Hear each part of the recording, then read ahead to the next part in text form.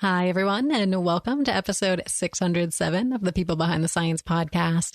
I'm your host, Dr. Marie McNeely, and today we have a very special guest lined up, Dr. Paul Schimmel. Paul has been a major source of inspiration and support for me since my early college days at Ohio Wesleyan University, and he has made numerous high-impact scientific discoveries, including his groundbreaking work on the role of tRNA synthetases in correcting errors in translating the genetic code, as well as the discovery of expressed sequence tags and shotgun sequencing, which were critical to the Human Genome Project. And Paul has also contributed extensively to translating his research into biotech companies to make a difference in the lives of people around the world with a variety of diseases. And listeners, I am honored to be able to share a part of Paul's story with all of you today. So without any further ado, I hope you're ready to meet another one of our exceptional people behind the science. Every day, discoveries are made that will change our understanding of the world around us. Dr. Marie McNeely is here to bring you the brilliant minds who are making these discoveries so they can share their incredible stories and take you on an amazing journey. Welcome to People Behind the Science.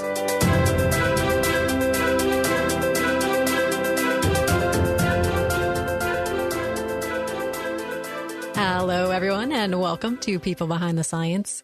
Listeners, today I am thrilled to be speaking with our guest scientist, Dr. Paul Schimmel. So, Paul, welcome to our show today. How are you? I'm very well, thank you. Pleased to be here. Well, we are delighted to have you with us, and I'm looking forward to chatting with our listeners more about you and the wonderful work that you've done over the years. But let me first start by introducing you to all of them. So, listeners, Paul is professor of molecular medicine and of chemistry at Scripps Research Institute. He also holds an appointment with the Institute of Advanced Study at Hong Kong University of Science and Technology. He is the author of a widely used 3-volume textbook on biophysical chemistry, and he is a co-founder or founding director of 11 biotechnology companies that develop new therapies for human diseases and disorders. Paul earned his bachelor's degree in pre-medicine from Ohio Wesleyan University and his Ph.D. in biochemistry and biophysics at MIT. He did a short postdoc at Stanford University before joining the faculty at MIT, where he served for 30 years. Prior to coming to Scripps, Paul was the John D. and Kathryn C. MacArthur Professor of Biochemistry and Biophysics in the Department of Biology at MIT. Now, throughout his career, Paul has received numerous awards and honors, including being named an elected member of the American Academy of Arts and Sciences, the National Academy of Sciences, the American Philosophical Society, the Institute of Medicine of the National Academy of Medicine, and the National Academy of Inventors. In addition, Paul has received the American Chemical Society's 2020 Kathryn C. Hach Award for Entrepreneurial Success, the 2020 Scientist of the Year Award from the San Diego chapter of the Achievement Rewards for College Scientists, or ARCS Foundation, the Harvard University Frank Westheimer Medal, the American Chemical Society's Pfizer Award in Enzyme Chemistry, the Biophysical Society's Emily M. Gray Award for significant contributions to education in biophysics, the Chinese Biopharmaceutical Association Brilliant Achievement Award, the Stein and Moore Award of the Protein Society, and an Honorary Doctor of Science degree from Ohio Wesleyan University and the Kellogg School of Science and Technology at Scripps Research Institute.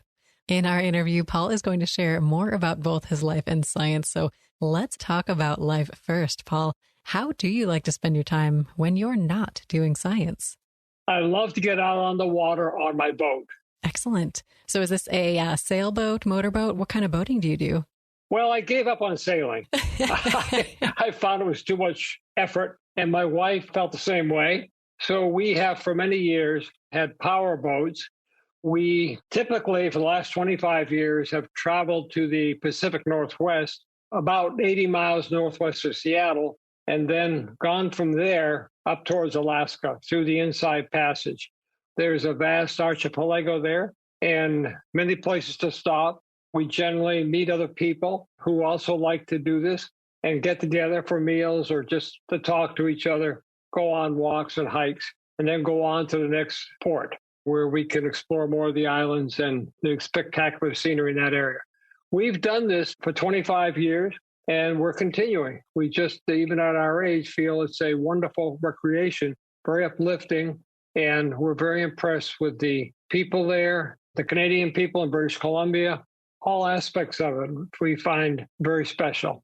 It takes us back in many ways to the time of our youth when the world was simpler, because many of the towns you go through or you take your boat to are still living in a modern world, but a modern world set in historic circumstances, much more simple, much less rushed, areas where there may be only 100 people living. So it's quite refreshing. Oh, certainly. And I think it's refreshing for me just to kind of get out of the house a little bit and get out there in nature. Agree. Wonderful. And I understand that you've also dabbled a bit in architecture and design. So can you illuminate our listeners about this interest of yours? Well, my wife and I both do like architecture and design. My wife has done a great deal of work doing interior decorating of our many homes we've built over the years. I guess we're restless people. But she also had a small one-person company in Boston when we lived there called Color by Clio, and she advised people not only on their personal attire, but their apartments and homes. And I, on the other hand, have always been fascinated by architecture. I love to sketch out buildings or homes that I would like to create, and we have pretty much divided the responsibilities. I do the outside and the floor plan. She fills in the entire interior, and it's worked well. Oh, that's phenomenal. Well, Paul, it sounds like you've got a lot of things occupying your time, the very precious time, I imagine, when you're not doing science. And I know you are working very hard on the scientific side, even at this stage of your career. So how do you describe what you do to someone who might not be familiar with your work specifically or not be in science at all? Well, I started out in medical school. My father was a German immigrant who had no higher education. And when he came to America alone by himself through Ellis Island, he was indemnified to another family who paid his passage. And then he had to work for them for 2 or 3 years. And from there, he went on into what you might call advanced clerical positions for the rest of his life. But his dream was for his son to be somebody important. And he thought if I were a doctor, that would be an important thing. I was basically not clear on what I wanted to do. So I entered medical school by default, but I did want to help people, care about people, engage people. And I thought medicine would be a good way to do it. But I found when I got to medical school, went through the classes, I was much more interested in basic research. So I dropped out and went to graduate school and eventually got a Ph.D. I did a postdoctoral studies and then joined a faculty at MIT and chose a field that fascinated me because it was really very connected to the origin of life and the genetic code, which had been discovered by then, and trying to understand how this could all connect, understand life at its most fundamental level. And I was fascinated that the same simple genetic code was what made life possible for all forms of life, whether it be an ant, a tree, an elephant, a fish, or a human.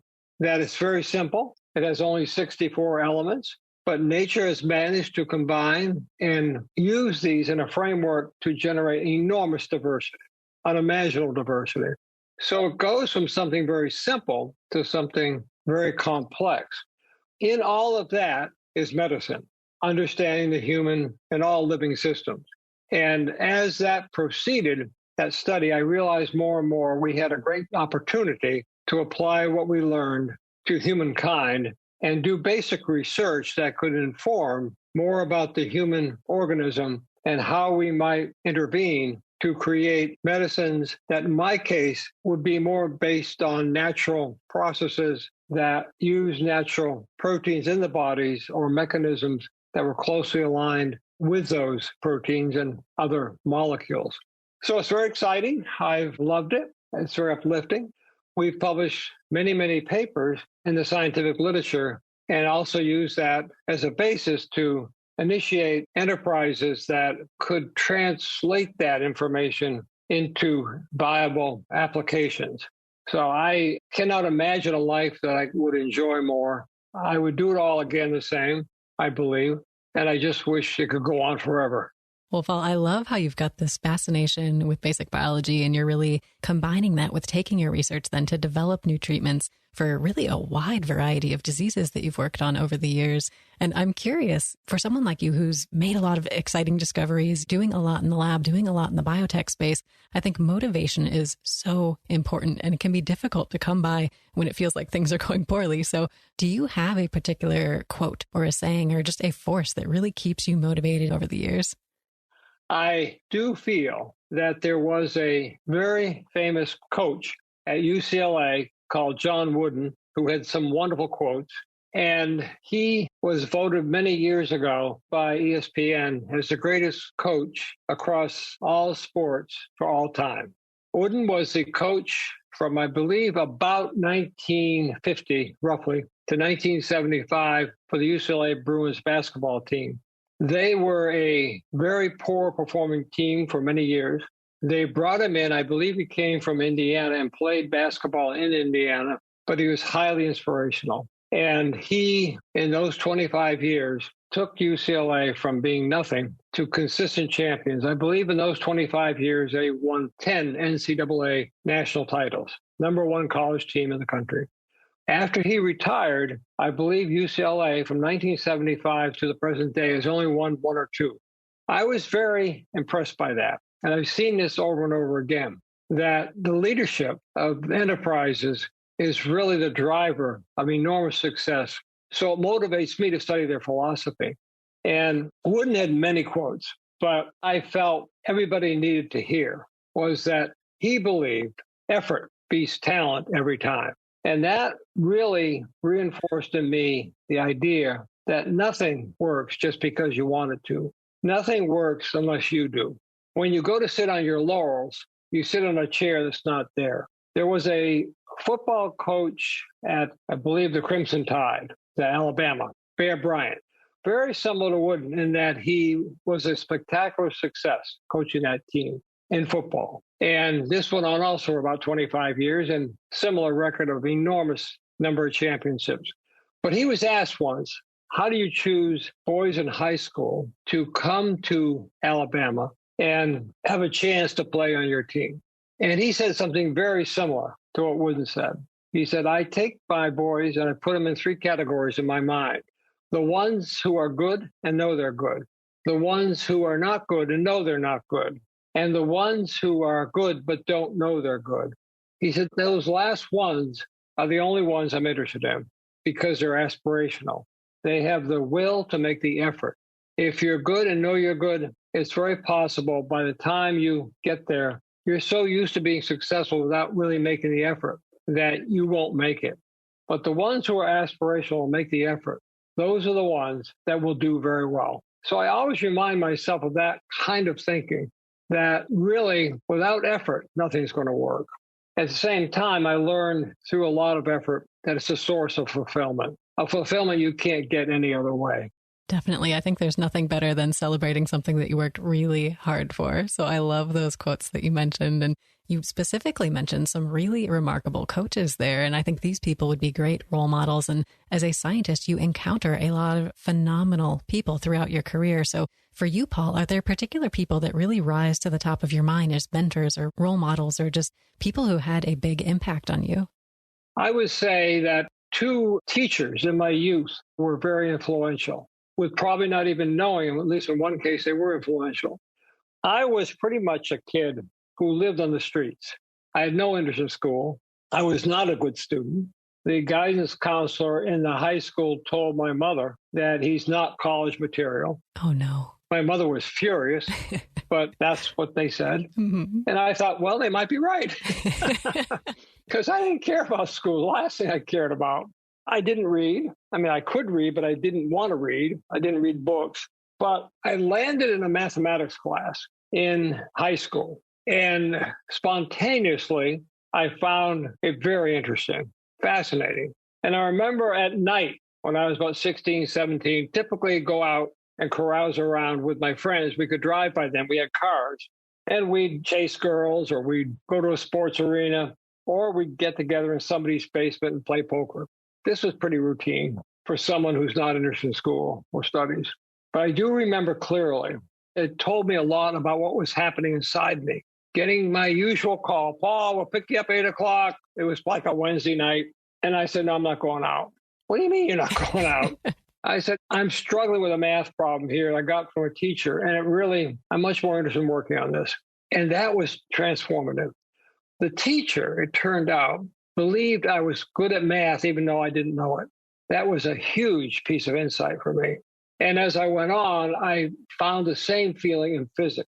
And I had a physics instructor. I didn't make it to college. I went to Ohio Wesleyan. I couldn't get in hardly anywhere, not because I knew anything about the school. My mother identified it. We were living on the East Coast. She went out there, looked at the school in the summer, came back and said, look, apply there. I want you out of your environment. If you get in, I'm going to send you out there. I got in. She bought a duffel bag, stuffed it full of clothes, bought a Greyhound bus ticket, and sent me out to Ohio. Of course, I hated it for quite a while. But there, I was a very poor student in the first semester. I had scraped by. But then I got worried about what kind of a life am I going to have if I can't get a college degree. And I ran into a physics teacher at the school, and his class fascinated me. And he told me over and over, you are really good. You just don't know you're good. And that was very, very inspiring. And I got my act together. But the same thing, I could not stop thinking about physics problems. You take me to a movie, and I would not watch the movie. I would be trying to solve in my head some problem. So I often think of kids today who are rumbling around the street. How many of them could have ended up like me? But they never discovered they really had talents they didn't know existed inside themselves. That's a huge problem for us. It's a huge problem throughout the whole world. People who really do have deep talents, but don't know they have them, and in many cases never will. Certainly, it sounds like you were able to kind of recognize this interest at a critical point in your life, but you still went off to medical school to sort of fulfill your father's wish of becoming a doctor. But when did you realize that it was time to give up medical school and that what you were really passionate about was science? That's a good question. I might be dissecting a cadaver. I might be working with a microscope, but my mind wasn't there. At that time, there was an emerging science of biophysics and biophysical chemistry. And there were 2 or 3 laboratories around the country. 2 of them were at Harvard. Then there were a couple of others. One was in an industrial facility. And in Schenectady, New York, General Electric, there was a theoretician there doing biological related problems. I became aware of their scientific papers.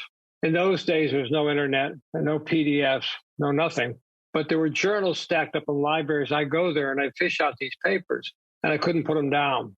There was no copying machines. So I'd write to them and ask them to send me a reprint. And I collected stacks of reprints. And I read those papers, and I was enthralled. And I decided, this is what I want. My father was devastated, but I left, went to graduate school. Later in life, he completely became undevastated, very happy. But I just said, I got to follow my heart. Now, my wife and I married in college at Ohio Wesleyan, and we had a date in our junior year just before Thanksgiving. And then 4 months later, we were engaged, and then a few months after that, we got married. Now, she was all through this very, very supportive. And even though I faced the wrath of my father, so to speak, she just helped me go right through it. And to continue, in fact, to this day, to be highly supportive of whatever I want to do. Most guys at my age are taking it pretty easy. Many of them are gone. Probably at least half the guys I knew at Ohio Wesleyan in my class are probably not existing right now. But I continue the best I can, and that's pretty good. And she's totally supportive. She doesn't feel she's been left out at all. So this has been very fortunate for me. So in addition to these teachers, I would say she's had a very strong influence that's reinforced my great interest in science and medicine and pursuing always a new adventure. Oh, absolutely. I think having that support network is so key. And for you, you've got so much going on right now, Paul. I don't know how you manage it all, but is there a particular project that you've got in the works now that you are the most excited about and want to share with me and our listeners? I am very excited about a group of molecules we discovered through a laboratory I set up with a colleague, Professor Shanlei Yang, and another colleague, Dr. Leslie Nangle, in Hong Kong. We set this up in 2007, I believe. The reason we set it up is that I had a blue sky idea that no agency in the U.S. would support. Coincidentally, in Hong Kong at that time, they were reaching out to people like me to see whether they'd be interested to come there to the Hong Kong University of Science and Technology, a new university that would set up a lab there and benefit from the support, the financial support they would provide. I had many visits there. If I look back now, I think I've done 37 trips. And we did that. And I loved every minute of it. But we were able to make the discovery there that has really been carried back here as well and been very, very exciting for me. And we are developing new medicines from those discoveries. And I'm very excited. We are in humans. We're doing things that hopefully will treat some morbid conditions.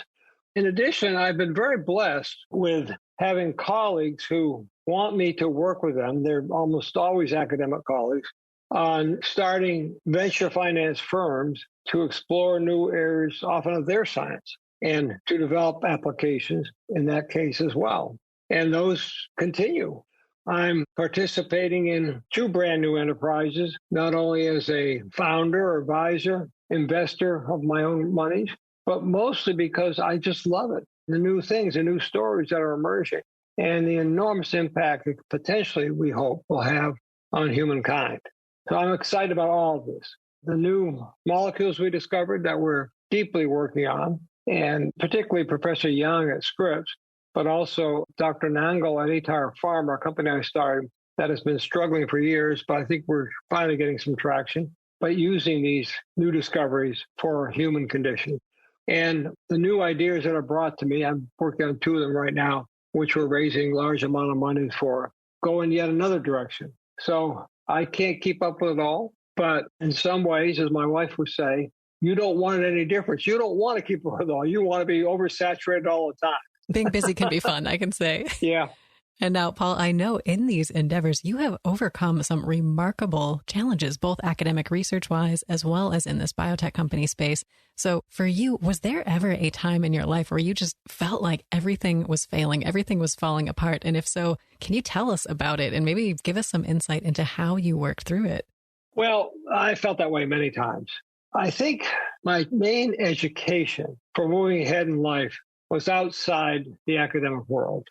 We did live at one time, my parents, my sister and I, 4 of us, in a roughly 700 square foot box outside New York City in a very, very gritty neighborhood. The mothers in that neighborhood knew and used more graphic 4-letter words than any guy ever did. I mean, it was a rough place. We had a little plot of land around our little box, but you'd never dare plant bushes or flowers because people would come to the middle of the night and steal them, and then they resell them. So my beautiful bicycle, I'd saved for years, immediately stolen when we moved to that neighborhood. Oh, no. Lost that forever. So it was that kind of place, but it was wonderful in other ways. School was essentially non-existent. They had oversaturated schools, 4 hours a day, no homework. I was 12, turning 13, but I learned so much. And I think 2 of my outstanding memories are I was on the streets. We always were on the streets doing something, a group of boys. And I remember I had a terrible toothache. And I said to one of the older boys, I may have to pack it in. I got an awful toothache. He looked at me. He said, what are you talking about? I said, what do you mean? He said, Paul, if you cannot endure pain and transmute it and internalize it, whatever it is, you shouldn't be out here in the first place. It made a huge impression on me. I don't know why. It just did. I remember it vividly to this day. And so I stayed out. I thought, okay, let's see how it goes. Some months later, it was at night. I think it was Halloween, a very dark night. It was getting late. And I got into an altercation. And my adversary, probably I provoked him. It could well be my fault. I don't remember. Had a bag full of sharp objects. He took the bag and swung it and cracked me in the head. It split open my scalp. And I remember the time thinking, well, wait a minute, I got to transmute pain. I got to ignore this. The blood is, however, pouring down my face and my head. And I thought, oh, if I go home, I'm going to be seen because this little box we live in, everybody sees everybody. You can't escape. Mm-hmm. The problem was the blood was clotting over my eyes and shutting them. So I thought, I got to go home. I'm going to have to face the music. I snuck in what was, you could call the kitchen. It was about the size of a large walk-in closet. And my mother immediately appears. She sees me. And as I remember it, she looks at me. She comes over with some wet towels. She wipes me off, cleans me up, and just the look on her face, I'm okay, you're okay. And she sent me back out in the night. That was a huge sign of support without any word being spoken. And that helped me also to deal with stress and pain, knowing that underneath I do have a support system and that I need to come through these experiences, often with the stress of these biotech companies in the lab, a lack of funding sometimes, and just realize this is part of the process of moving ahead. Definitely. I think developing that tough skin probably early on in your life was instrumental, it sounds like, in making it through some of these big challenges. But we don't just want to talk about the tough times, Paul. You've got so many successes that we could celebrate. So do you have a particular success that really stands out in your mind as one that was particularly memorable or just really meant a lot to you?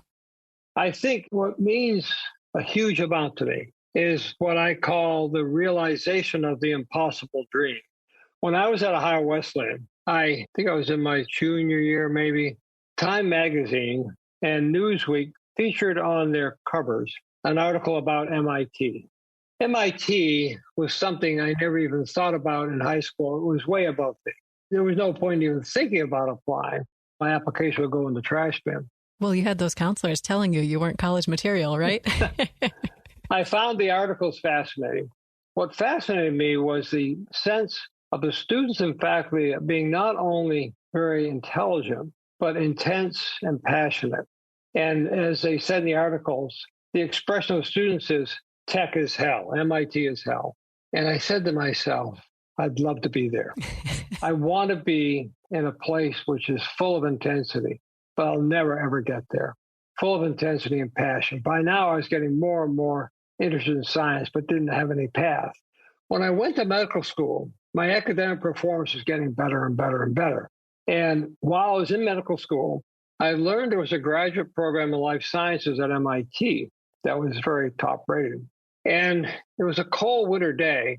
I walked over there, or took the subway probably, and walked partway, and met the head of biochemistry at that time at MIT, and told him that I would drop out of medical school and enroll late in the cycle.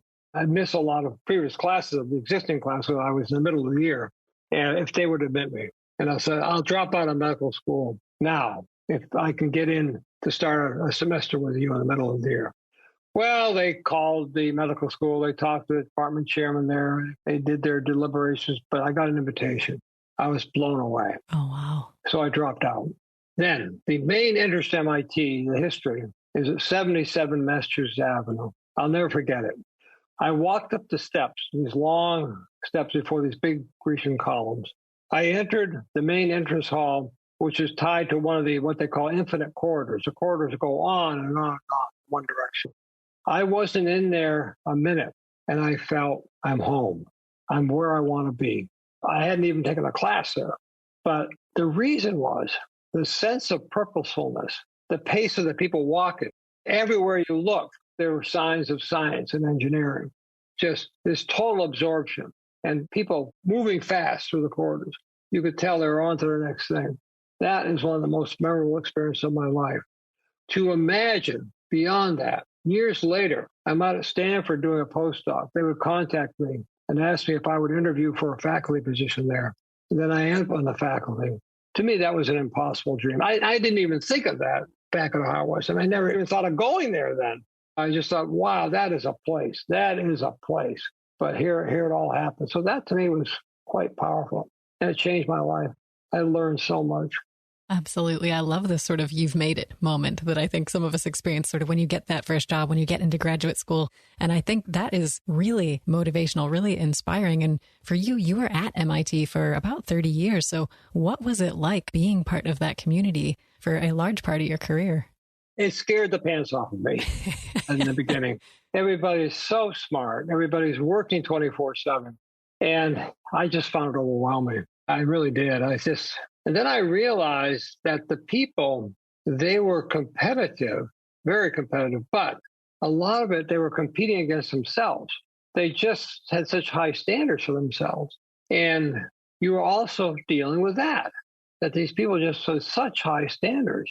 But at the same time, the great uplifting feeling you get from being immersed in a sea of discoveries and new science. It's like you're in the center of the science and engineering world. At least you perceive it that way. At the same time, MIT is very clearly stating in their charter that The purpose of the institution is to serve society. You're here to create knowledge, to teach the knowledge you create and transfer that knowledge to the betterment of society. So MIT had a very pragmatic view in that they felt if you're creating new knowledge, it should be used by society. And do not hesitate to go out and be an entrepreneur while you stay tethered to your faculty position. The sister institutions in Cambridge and Boston, in many ways, were very disgusted with MIT when the biotech era started because so much was coming out of there. And they said, well, these professors are not pure scientists, they're not pure professors. They're now becoming businessmen. Nothing could be further from the truth. And these startups were populated with students who had gotten their PhDs from the best schools in Boston, not just MIT. And they were on fire, just like MIT itself was. And it led to the building of Kendall Square, which, as the world says today, Kendall Square is to biotech what Silicon Valley is to tech. I mean, the place is just on fire. But it had roots, all the roots at MIT. So when you're there, it's part of that. It's not just that you're doing your nerdy science in the laboratory. It's that you realize there's an enormous dynamic, an outflow that is transforming the world, and that it's possible to raise far more amounts of money to do the big experiments and the big applications when you do that, than it is to get them from government grants. If you need 10 or 20 million, you're not going to get it from a grant very easily. But if you've got good science, the venture community is there. They won't give you 10 or 20 million. They'll give you 50 million. And many of those investments will be lost, but some of them really work out and transform our world. And that's what they're counting on. And that group of people in the venture community also changed dramatically. It was a lot of financial types originally. Now it's MD, PhDs, very sophisticated. Some of the top students of various places have decided to go that route. So it's a wonderful, wonderful environment. And I lived through that. I grew through that. I suffered through that. I was intimidated by that.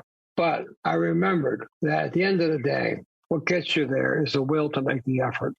Oh, I love it. And I know, Paul, throughout your career, you've, I imagine, spent quite a bit of time immersed in the literature, kind of learning everything you can as you made these discoveries and advanced scientifically. But I know for our listeners out there, we like to encourage everybody to maybe step outside of the scientific literature and read a little bit broadly, read for fun. So do you have any particular book recommendations you can share with us today? Some of it is probably not what you want to hear. I still don't read enough, but I went through a long phase where I was reading the literature and the writings of Carl Jung. And he wrote a tome called Memories, Dreams, and Reflections, which made a huge impression on me. Why? Because it dealt with the subconscious mind primarily.